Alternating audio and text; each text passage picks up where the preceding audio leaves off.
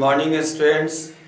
आइए अब आपको हम एक और टॉपिक जो कि हमारे एनसीईआरटी में इलेक्ट्रिक फोर्स का लास्ट टॉपिक है वो पढ़ाने जा रहे हैं। इलेक्ट्रिक फोर्स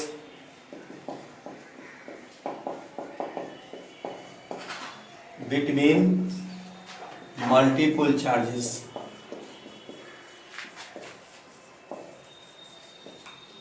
और इसी में एक हम लोग डेफिनेशन पढ़ेंगे, principle of superposition.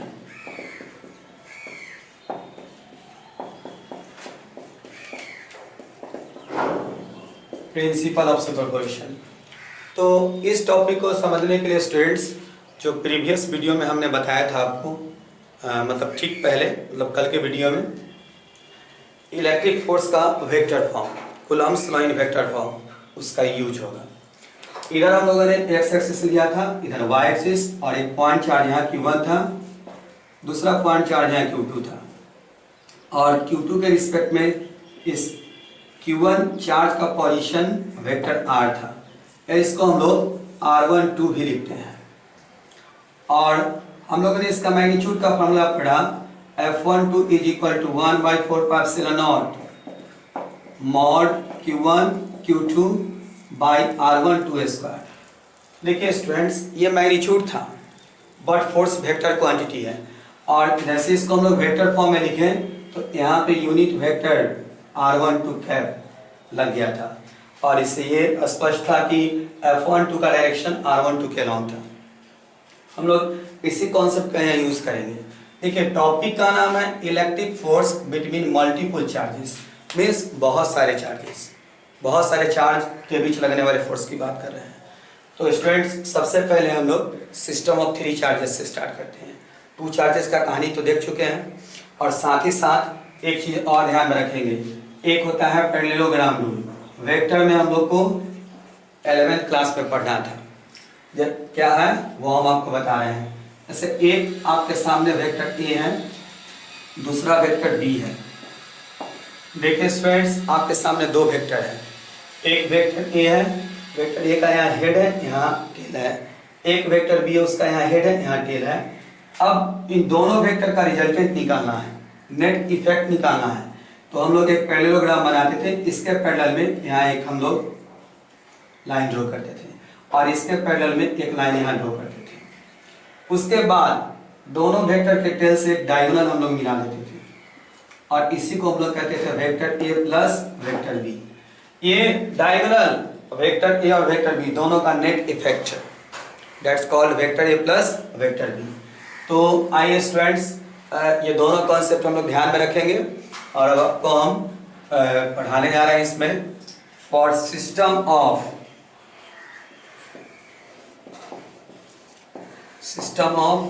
3 charges. 3 charges, चलिए 3 चार्जेस की बात कर रहे हैं। ऐसे एक चार्ज यहाँ पे ले लेते हैं, मान लीजिए ये चार्ज है हम लोग का Q1, दूसरा चार्ज हम लोग यहाँ ले लेते हैं, ये है Q2, और तीसरा चार्ज यहाँ पे ले लेते हैं हम लोग Q3। देखिए स्टूडेंट्स, जैसा कि नाम है फॉर सिस्टम ऑफ 3 चार्जेस, तो देखिए आपके सामने 3 चार्जेस Q1 है, Q2 है और Q3 है। और ध्यान देंगे, इस Q1 का साइन पॉजिटिव है, Q2 का साइन भी पॉजिटिव है, और हम लोग जानते हैं कि पॉजिटिव के बीच रिपल्सिव फोर्स लगता है। इस Q1 पे हम लोग को फोर्स डिटरमाइन करना है, तो इस Q2 के द्वारा इस Q1 पे फोर्स हम लोग को डिटरमाइन करना है। इस Q1 पे इस Q2 के द्वारा रिपल्सिव फोर्स इधर लगेगा, और ये फोर्स किस चार्ज पे लग रहा है? Q1 पे। चलिए इसका नाम देते हैं F1, और किसके द्वारा लग रहा है? Q2 के द्वारा, तो यहाँ 2 कर देते हैं हम लोग, F12। तो देखिए इस Q1 पे इस Q2 के द्वारा हमने फोर्स निकाल दिया इधर की तरफ, F12। अगली बारी है Q1 और Q3 के बीच। चलिए इसको पहले हम लोग मिला देते हैं, और इसी लाइन को आगे एक्सटेंड कर देते हैं इस तरीक़ा से, ऐसे। ये चार्ज भी पॉजिटिव है और ये पॉजिटिव है, फिर पॉजिटिव के बीच रिपल्सिव फोर्स, और इस तरीक़ा से ये Q3 इस Q1 पर इधर की तरफ फोर्स लगा देगा, ऐसे, और इस फोर्स का नाम हो जाएगा F13। तो देखिए स्टूडेंट्स, इस Q1 चार्ज पे दो फोर्स लगा, इस Q2 के द्वारा लगने वाले फोर्स का नाम F12 और इस Q3 के द्वारा इस पर लगने वाला फोर्स का नाम F13। तो इस Q1 पे दो फोर्सेस है और फोर्स हम लोग जानते हैं वेक्टर क्वांटिटी है, कह सकते हैं कि Q1 पे दो वेक्टर है। तो ये थोड़ा सा पैरेललोग्राम रूल का हम लोग यहाँ भी यूज करेंगे। मीन्स एक वेक्टर ये है, दूसरा वेक्टर ये है। अब हम लोग एक पैरेललोग्राम कंप्लीट करते हैं और इस तरीका से देखिए स्टूडेंट्स, एक पैरेललोग्राम हम लोग बना लेते हैं इस तरीका से। और इस पैरेललोग्राम का ये F12 का यहाँ टेल है, F13 का टेल है। तो इस पैरेललोग्राम का इसके टेल से हम लोग डायगोनल ड्रॉ कर लेंगे ऐसे ऐसे। ये जो देख रहे हैं आप, ये F12 और F13 दोनों का नेट इफेक्ट है और ये फोर्स Q1 पे लग रहा है, तो इसका नाम हम लोग देते हैं F1। चलिए अब हम लोग इसको आगे बढ़ाते हैं। सबसे पहले हम लोग F12 का वैल्यू लिखते हैं। तो थोड़ा सा आप इस फिगर को ड्रॉ कीजिए, फिर हम तो आइए स्टूडेंट्स हम लोग बात करते हैं जो कल हम लोग कूलम्ब्स लॉ का वेक्टर फॉर्म पढ़े थे उसकी बात करते हैं। From F12 is equal to 1/4 mod Q1 Q2 by R12 square into R12 cap. और यही फॉर्मूला हम लोग लगाएंगे, यहाँ भी F12 का वैल्यू निकालेंगे पहले हम लोग। तो F12 is equal to 1/4 mod Q1 Q2 by R12 square into R12 cap. अब हम लोग बात करते हैं F13 का। तो F13 इज इक्वल टू, ये कांस्टेंट है बेटा, यहाँ कांस्टेंट होगा ही 1/4 mod Q1 Q2 के जगह पर Q1 Q3 बाई R12 के जगह पे यहाँ आ जाएगा R13 स्क्वायर R13 कैप। अब हम लोग पैरेललोग्राम लॉ का यूज करते हैं। From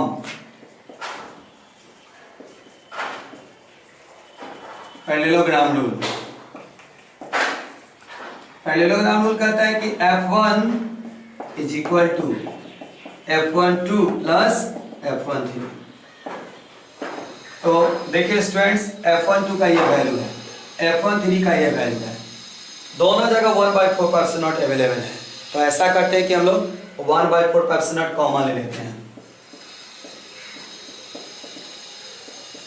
F1 is equal to, और ये कॉमन तो यहाँ बच जाएगा mod Q1 Q2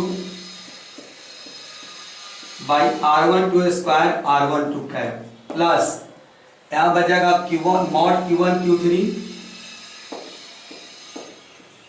by R13 square into R13 cap.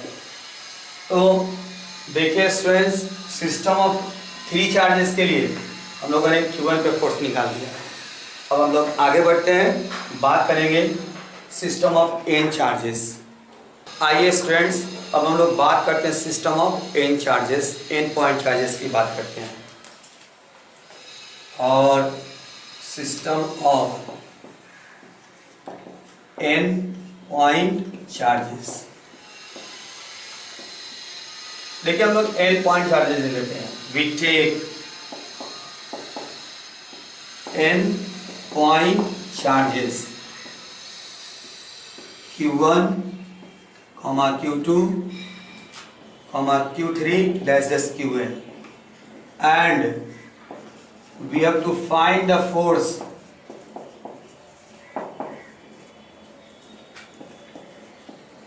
on Q1 by Q2, Q3 dash Qn। या इसको हम लोग ग्रुप ऑफ चार्जेस कर सकते हैं, ग्रुप ऑफ चार्जेस।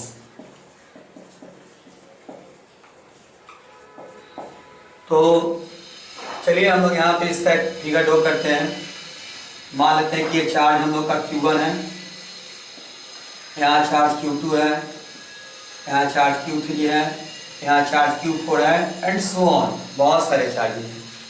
देखिए स्टूडेंट्स, सारे चार्जेस पॉजिटिव हैं, तो इस Q1 और Q2 के बीच रिपल्सिव फोर्स लगेगा, Q1 Q3 के बीच भी रिपल्सिव लगेगा, Q1 Q4 के बीच भी रिपल्सिव लगेगा। यहाँ क्लियर लिखा हुआ है कि we have to find the force on Q1। इस Q1 पे फोर्स निकालना है bye Q2 Q3 dash SQ1। तो देखिए ये पॉजिटिव, इसके द्वारा इधर की तरफ इस पर रिपल्सिव फोर्स इधर लगेगा और इसका नाम देंगे हम लोग F12। मीन्स Q1 पे फोर्स किसके द्वारा? Q2 के द्वारा। अब बात करते हैं Q1 Q3 का। आप इससे इसको मिला दीजिए। फिर इस Q1 पे इधर की तरफ फोर्स लगा, ये पॉजिटिव है, ये पॉजिटिव है, इसके द्वारा इस पर रिपल्सिव इधर लगेगा और ये लग रहा है Q1 पे बाय Q3, तो इस फोर्स का नाम देंगे F13। अब आइए Q1 के ऊपर Q4 के द्वारा, ये चार्ज पॉजिटिव, ये पॉजिटिव, ये इस पर इधर फोर्स लगाएगा F14 एंड सो ऑन। इस तरीका से इस पे बहुत सारे फोर्स लग रहे हैं। इन चार्जेज हम लोग लिए हैं, तो इन सारे फोर्सेस का एक रिजल्टेंट मान लेते हैं, एज्यूम कर लेते हैं इधर की तरफ, और ये फोर्स इन सारे फोर्सेस का रिजल्टेंट है जो किस चार्ज पे लग रहा है? Q1 पे। इस फोर्स का नाम लेते हैं F1। तो इस तरीका से F1 जो है इन सारे फोर्सेस का रिजल्टेंट है और हम लोग लिख सकते हैं कि F1 is equal to F12 plus F13। यह हम आपको सिस्टम ऑफ टू चार्जेस के लिए मैंने लिखाया था, plus F14 plus dot dot dot अंत में F1। ये nth चार्ज के द्वारा फोर्स है Q1।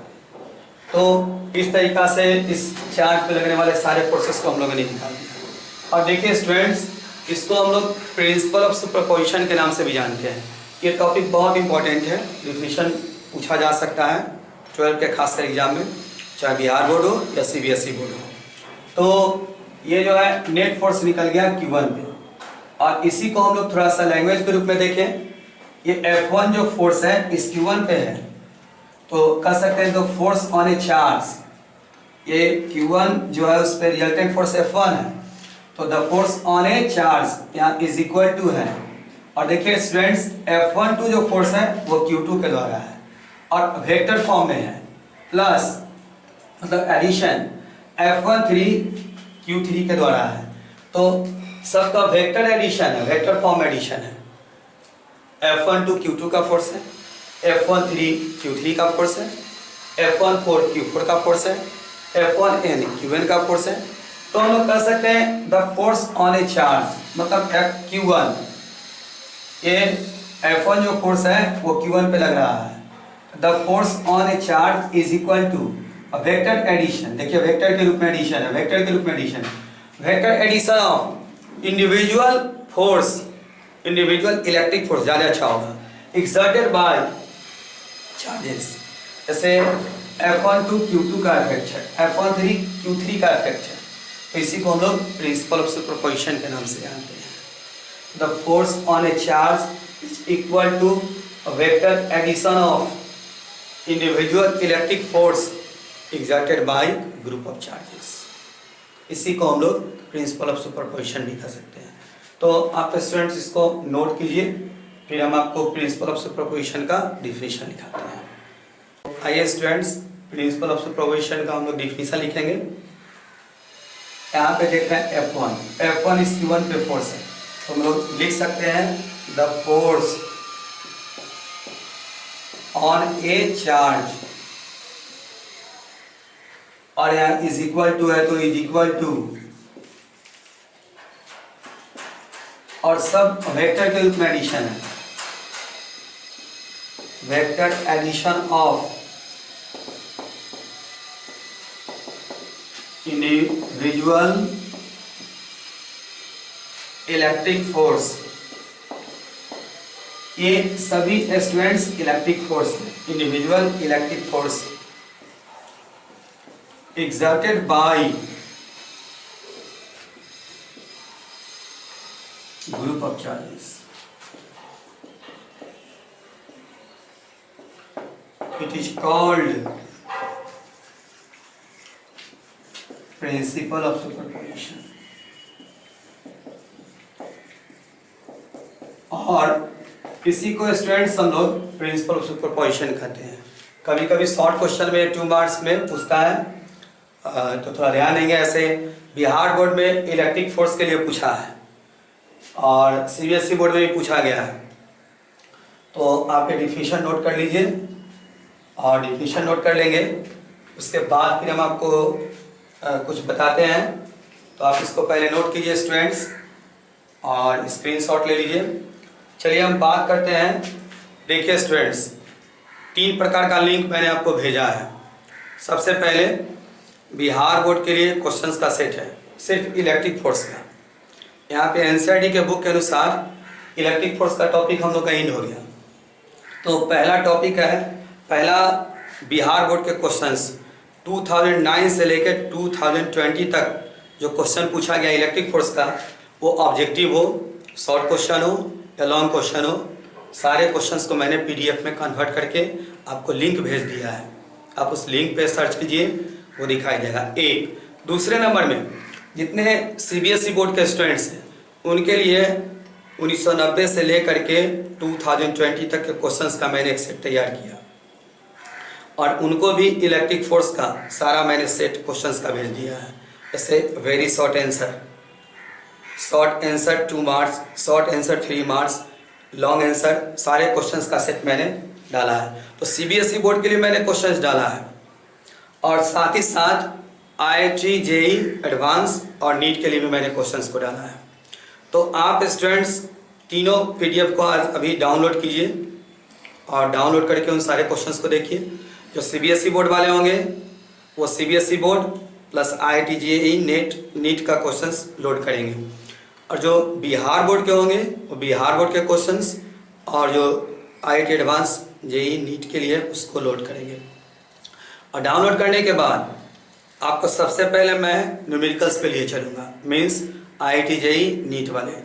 आप ऐसा मत सोचिएगा कि अरे उसको क्यों पढ़े हम। देखिए स्टूडेंट्स, एक 12 का एग्ज़ाम देना है आपको, बिहार बोर्ड हो या सीबीएसई बोर्ड, यदि न्यूमेरिकल्स बनाने का कॉन्सेप्ट अच्छा है तो आपको थ्योरी पे भी अच्छा पकड़ रहेगा और थ्योरी याद रहेगा। ऑब्जेक्टिव में, न्यूमेरिकल्स में, वो भी तो उसमें पूछा जाता है, वहाँ भी आपको सपोर्ट मिलेगा।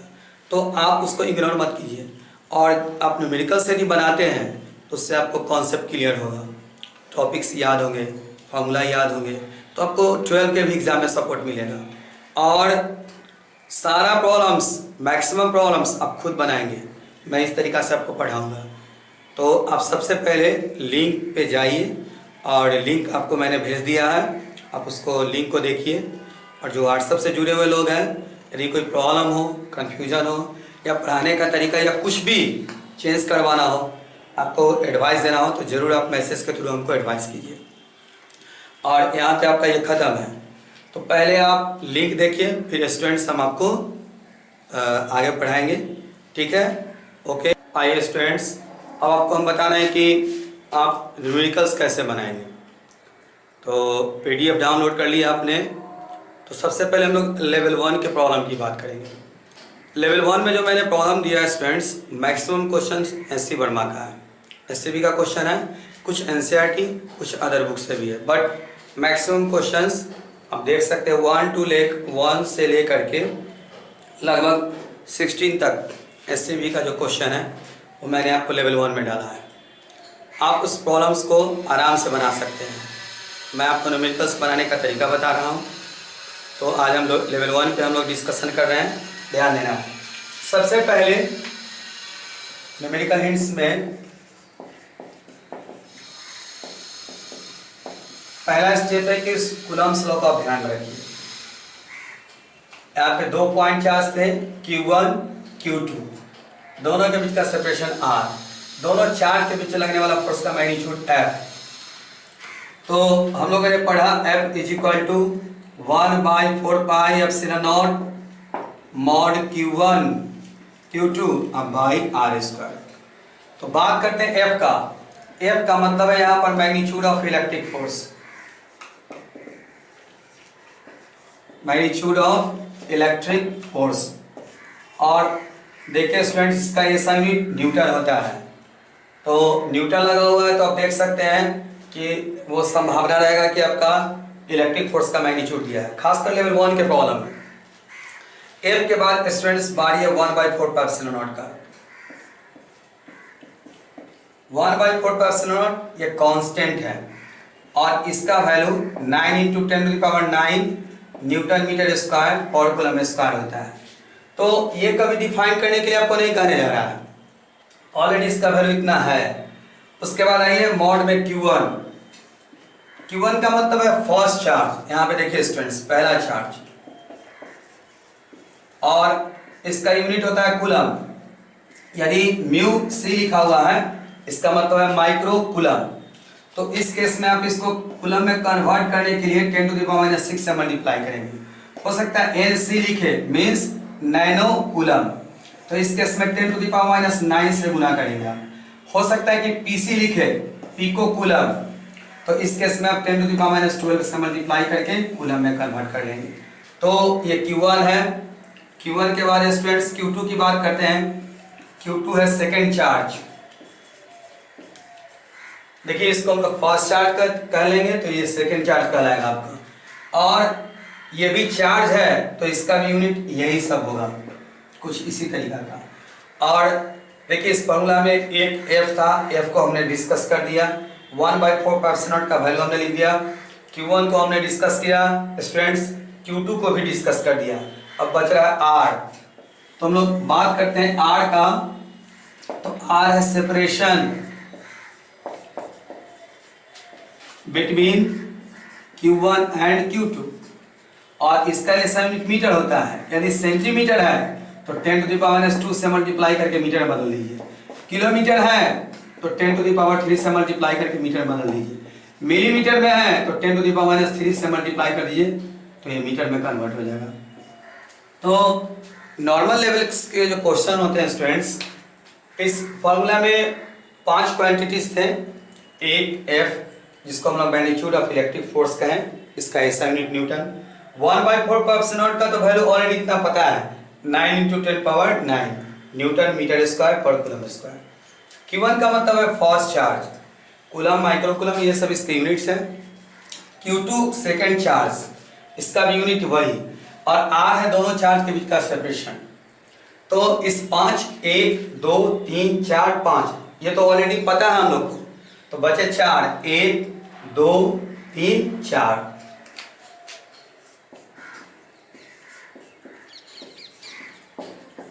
तो नॉर्मल लेवल के क्वेश्चन जो होते हैं, जैसे लेवल 1 में हमने जो क्वेश्चंस डाला है, मैक्सिमम क्वेश्चंस इस टाइप के हैं कि आपको F दे दिया, Q1 दे दिया, Q2 दे दिया तो R पूछ देगा, या F दे दिया, Q1 दे दिया, R दे दिया तो Q2 पूछ देगा। मीन्स कि इस 4 क्वांटिटी में कोई 3, जैसे स्टूडेंट्स ये दे दिया तो ये पूछ देगा, या ये तीनों दे दिया तो ये पूछ देगा। मतलब कोई 4 में से 3 दे करके चौथा आपसे पूछेगा। हो सकता है कि ये दे दे, ये दे दे और ये दे दे, ये पूछ दे, और लास्ट है कि ये तीनों दे दे और आपसे ये पूछ दे। यानी any 3 is given and fourth is asking.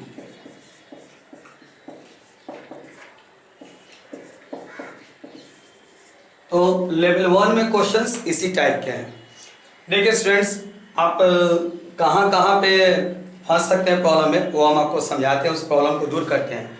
सबसे पहले तो क्वेश्चंस पढ़िए। हो सकता है कि आपको क्वेश्चंस समझ में नहीं है, लैंग्वेज समझ में नहीं है, 2 बार 3 बार क्वेश्चंस को पढ़िए, रिपीट कीजिए।